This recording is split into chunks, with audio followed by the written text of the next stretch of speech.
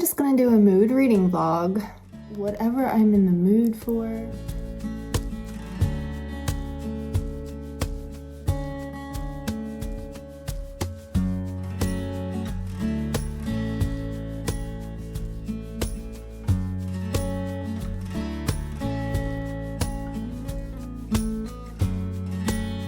I am thinking that I might start with a fantasy. Since I just finished reading a bunch of romance and romantasy, I'm feeling a little urging to pick up some fantasy. And I have a few on my TBR that I made for May, and so I'm just gonna go over to my stack and pick up the one that speaks to me the most and hopefully love it. Let's go. Today I am going to see Zach Bryan. I will hopefully get a few clips from that concert. I'm super excited for that.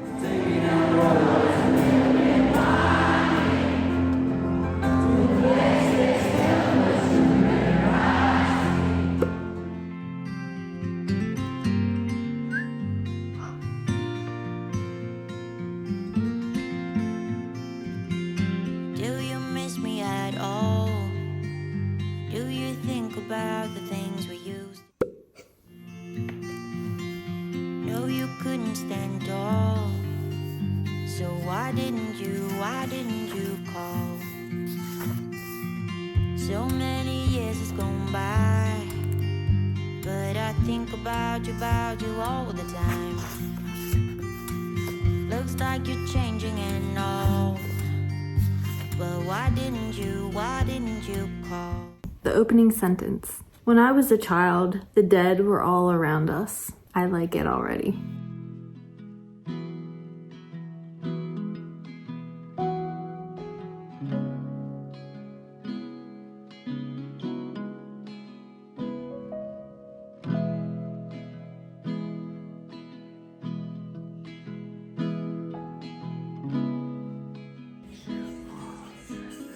Dog.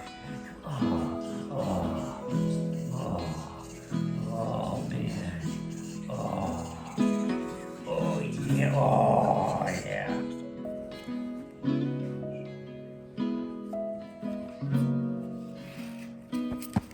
Oh yeah.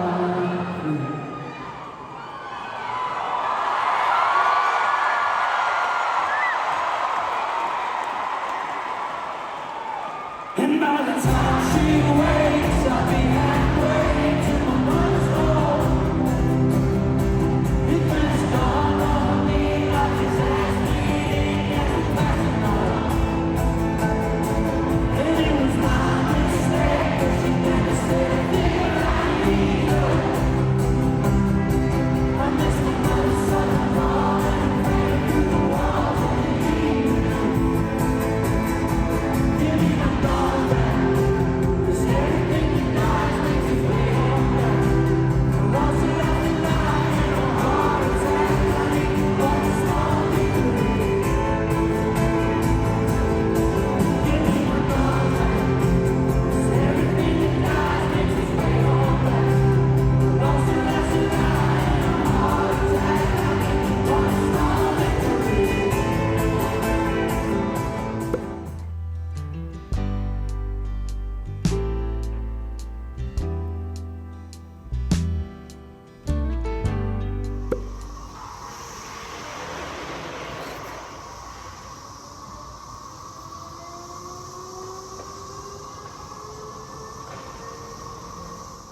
Find a quiet place. Oh shit, I don't even know if I can do this out here.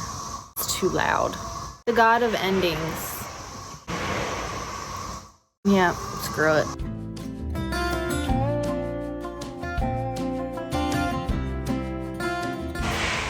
Hazel? Hazel, what are you doing? Hazel, what did you find?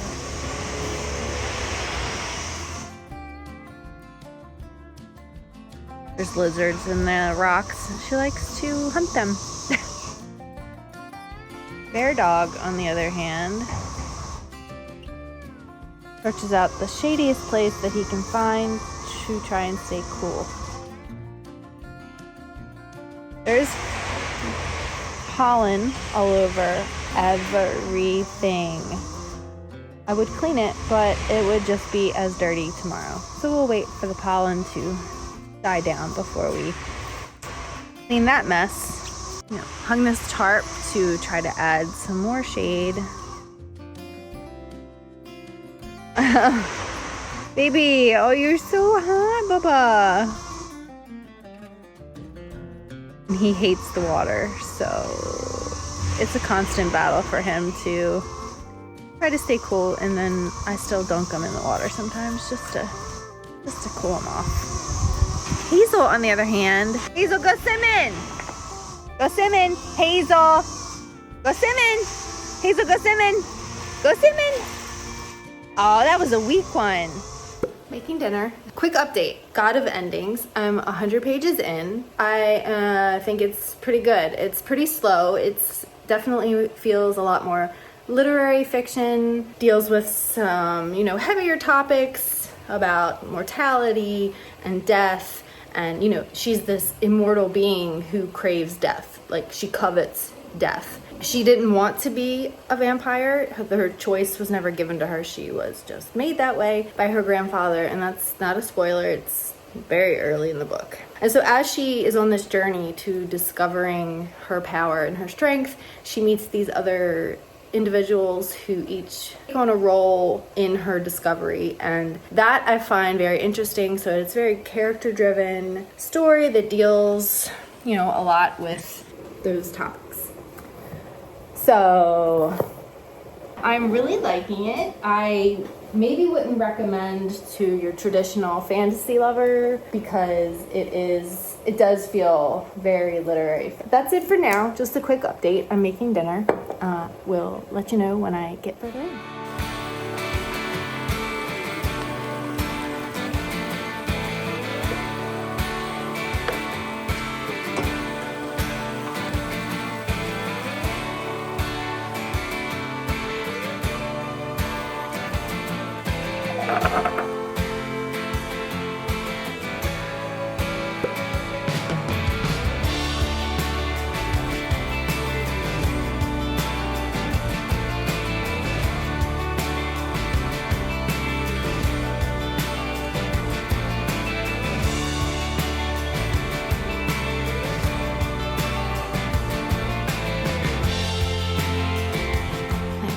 Approaching the halfway mark. It is bouncing between timelines, so it's back when she first became a vampire and then the present day. It is interesting to see her turn and learn to deal and cope with being a vampire, as well as this person that she is now after going through all these things. You're learning both at the same time. So that is interesting, and it does talk about the God of Endings, which is a old school Romanian-Hungarian god. It basically says that when he is around, something comes to an end. Cernobog, the accursed one of darkness, the bringer of endings, whose symbol resembled a goat's head with a diamond between its horns. The abandoned Slavic gods. I think that's interesting. I always find mythological information in books like these to be interesting if it's done well and it correlates appropriately. So we'll see. I like the way you're thinking. I don't really care about the music on the dance floor. I don't really mind. All the smoke is in the bathroom. I don't care at all, baby. You got my attention. So you were saying,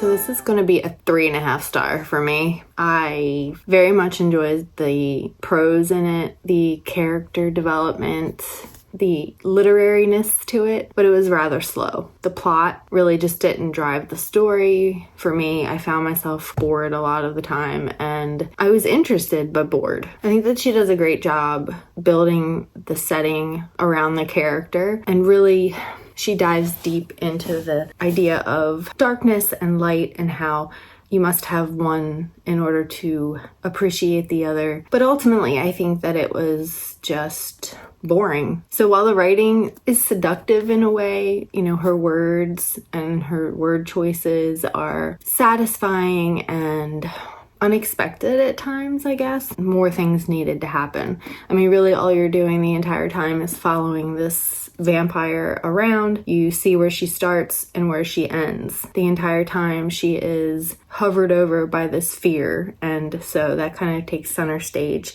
And you walk beside her as she learns to come to terms with it and to come to terms with herself, ultimately. I do think it was good. I mean, it is very literary. I would almost classify it as literary with just like a hint of fantasy because she's a vampire. I'm glad I read it. I would recommend it to people who are fans of character-driven literature, literary fiction, even historical fiction, because this does go back in time. It deals with some historical events. If you go into it expecting a fantasy novel, then you're not getting that. That's not really what this is. While I do think it has its place and its audience, I think that you need to be clear with your expectations going into it, or you will be disappointed. So do with that what you will. I've decided that I'm going to pick up The Familiar by Leigh Bardugo next. It's just over 300 pages, I think, or like 380 pages. Here we go.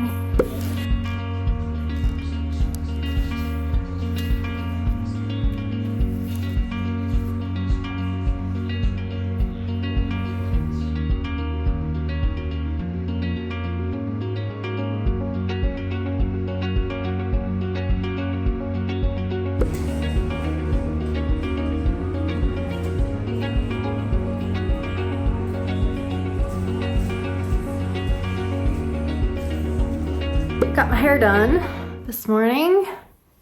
Started The Familiar last night. I only got like 20 pages in because then Pretty in Pink came on. And I love Pretty in Pink, so I had to watch that. But I love Leigh Bardugo's writing. I think that it flows so easily, and I feel like in just such simple sentences, she creates such a atmospheric setting, and her characters are vivid and they just really jump off the page. So I hope that that trend continues in this book. I have faith that it will. Like I said, I've read 2 of her other series and really, really like them. The only thing that's really happened so far is that you meet this household and the serving staff and the owners, and they're not wealthy by any means, but one of the serving girls, Luzia, she shows an affinity with magic, and the wife in the house notices, and so I feel like things are going to take off from there. She wants to use Luzia as like her stepping stone into higher society, to use her as a pawn, basically. And so that's going to mean nothing good for Luzia. The magic is basically Luzia hums or sings these words, and then magical things happen. Like she can, if she has 6 eggs and she hums and sings her little verse over it, she'll end up with 12. Or if there's burnt bread, she can hum her little tune and the bread is perfectly baked. Things like that. It's really fun so far. I am excited to get into it. I'm hoping to put a pretty big dent in it today and then finish it by Sunday. And then I will obviously tell you my thoughts, and I would love for this to be a 5-star read. That's that. I'm about to make some food. I'm starving. It's like 11:30 and I haven't eaten anything yet, unfortunately. Talk to you in a bit.